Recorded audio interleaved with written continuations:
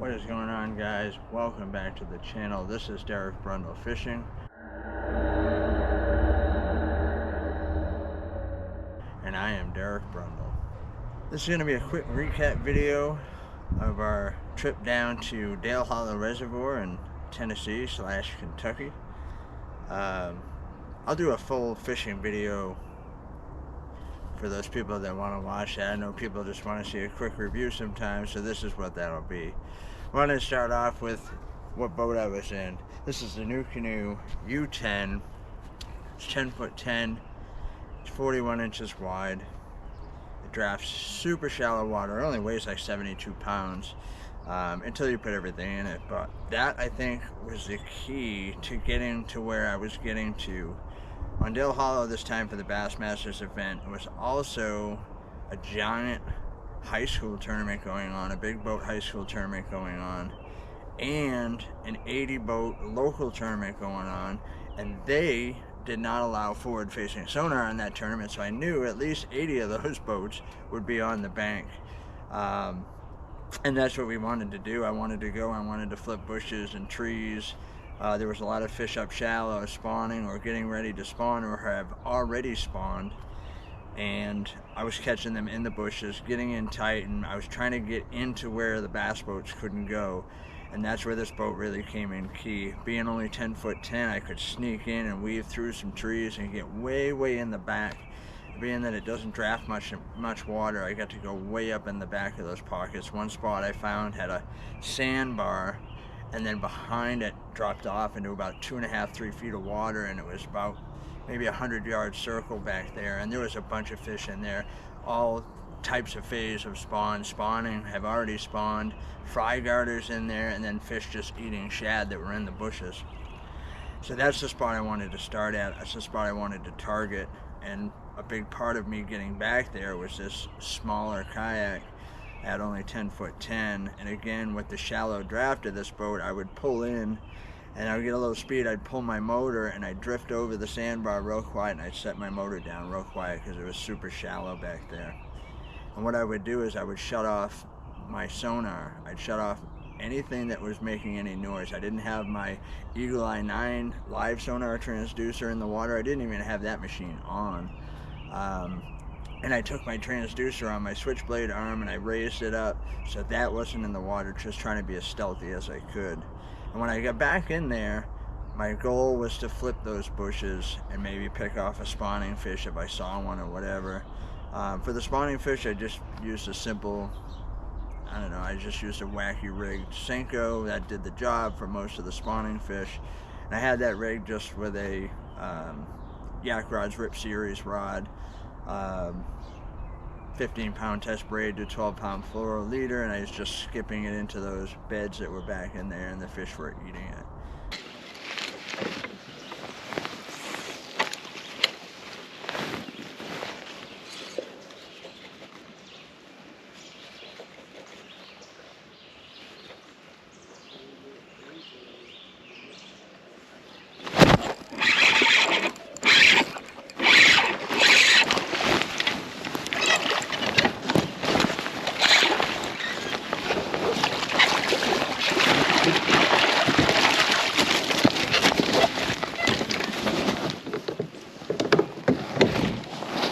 Well, that's a better one.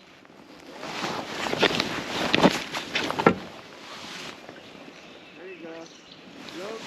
Go ahead and measure her. I'm going to get another shot when you release her. Okay.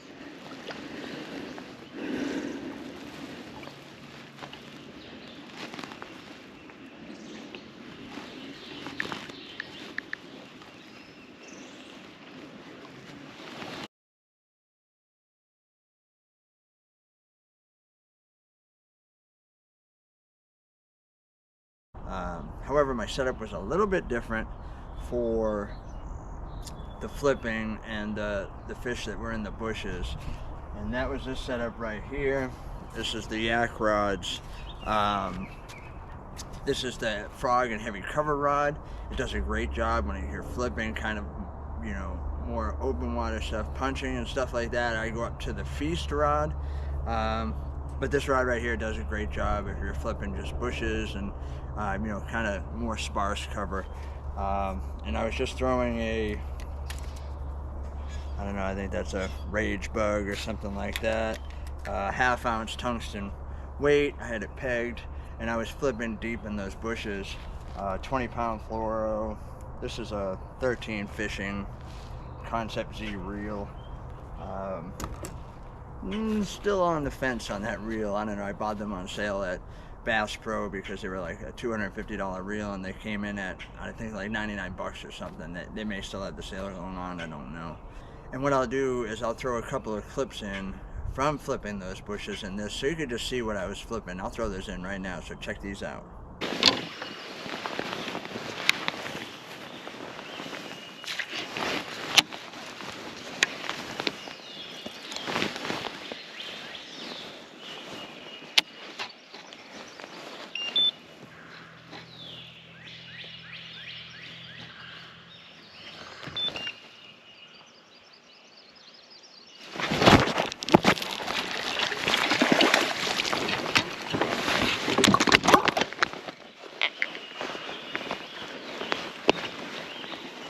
Nice little flipping fish start the day. That's what I'm talking about. 16 3/4 going back.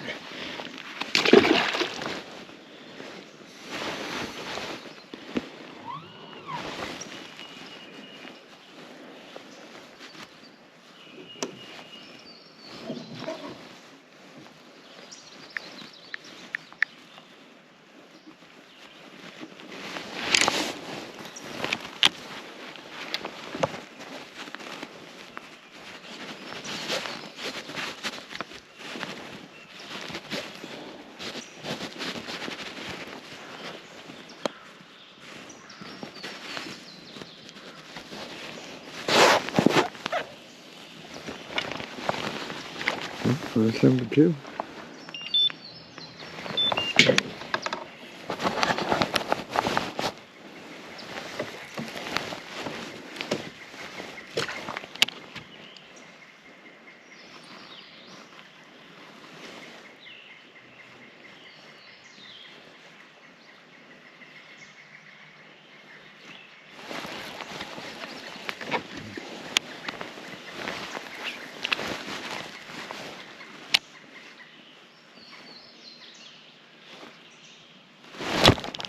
Oh yeah.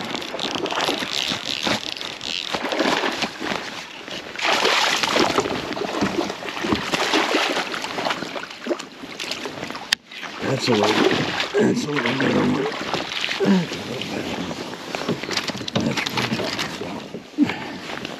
That's what I'm talking about. That one's a little bit better.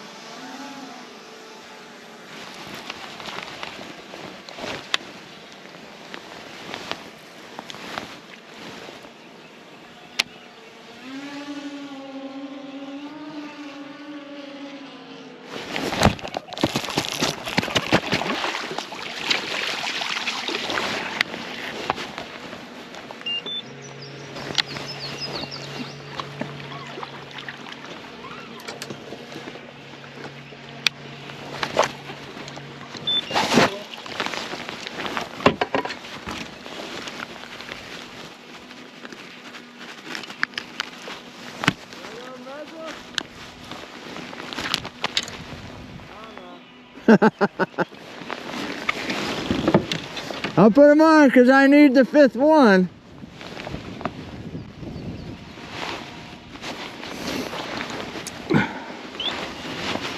But he definitely can't stay there.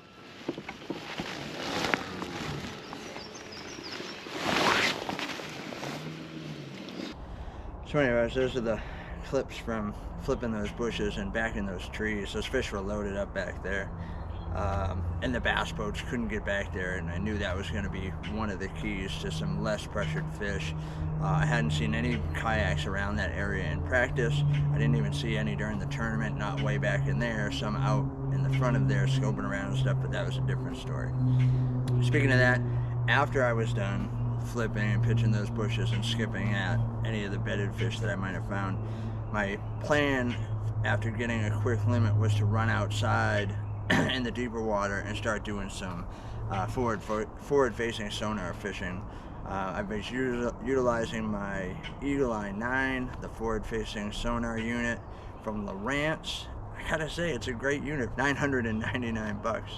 I know I said that in a couple of videos, but it really impresses me, and I'm not the best forward-facing sonar fisherman, but I can use it, and I can catch them with it. So I was chasing schools of both largemouth and smallmouth that were chasing schools of shad.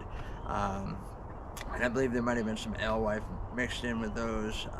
But basically I was following balls of shad on that Eagle Eye live sonar, and I would follow the balls of shad around until the bass started attacking them. And when the bass started attacking them, I'd grab my forward-facing sonar setup, the old jig and minnow, and I'd start firing that into that. I'd wait for them to break up the ball of shad, and then they would kind of pause there and sit. And I'd take that advantage of that, and I would fire out this little, this is just a little Z-Man jerk shad on a owner range roller head. This was the key though, this rod right here. The Yak Rod's tethered series rod makes an unbelievably good jig and minnow rod. It's just really just an all-purpose rod for us, but like lo and behold, this makes a killer minnow rod. It's 6'6", it's a medium power rod, so it's got, you know, that nice light action, but it's got some solid backbone in there. You can see that. Fast action, so you can snap that thing right out there and get it to the fish quick. I was running a 10-pound test fluorocarbon leader, an 8-pound test braid, to help get the bait down there as quick as I could to those fish, because they're quick, man. They are shooting around, they're eating bait, they're chasing bait, and to get the opportunity to get the bait in front of them, that was the key. This was the setup for it.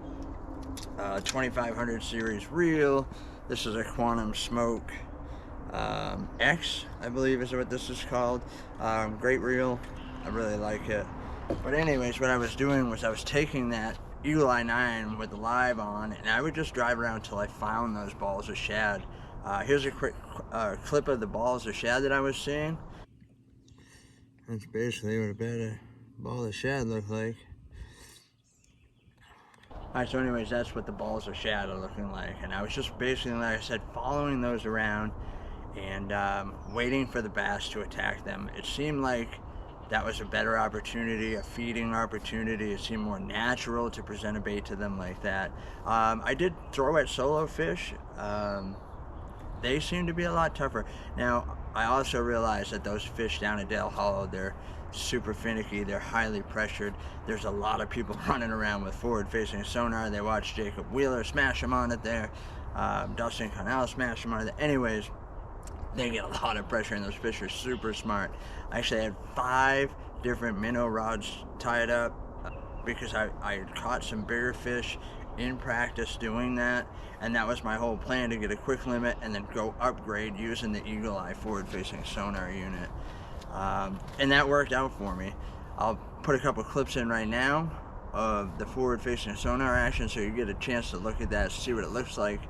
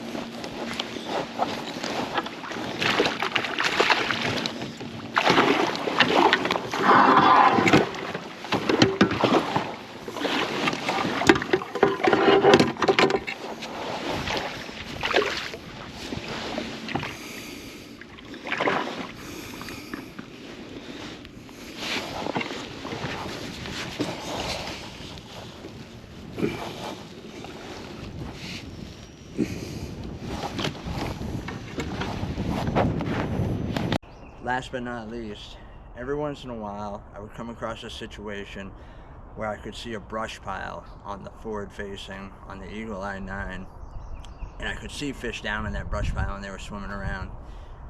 Normally I would throw a shaky head in there, stuff like that, and I'm sure it would have gotten bit like doing that, but I really took the opportunity. I like to throw jerkbait, everybody knows that. So I was getting a Vision 110 on those deeper brush piles, throwing this jerkbait out there and trying to get it to sit right over the top of those brush piles in 8 to 10 feet of water.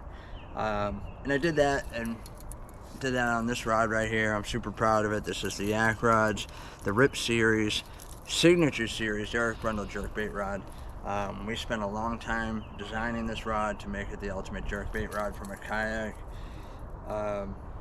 3,000 size reel, 15-pound braid to a small little swivel. This will help sink your line out a little bit faster to a, I'm a huge fan of the Mega Bass Vision 110, everybody knows that.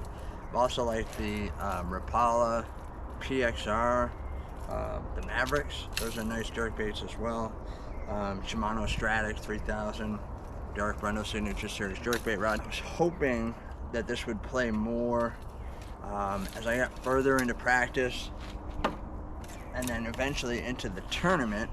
I found a lot of guys on the weekend where they're crappie fishing, and those brush piles that I had found were pretty much mobbed up with bass boats. I mean, there was bass boats everywhere.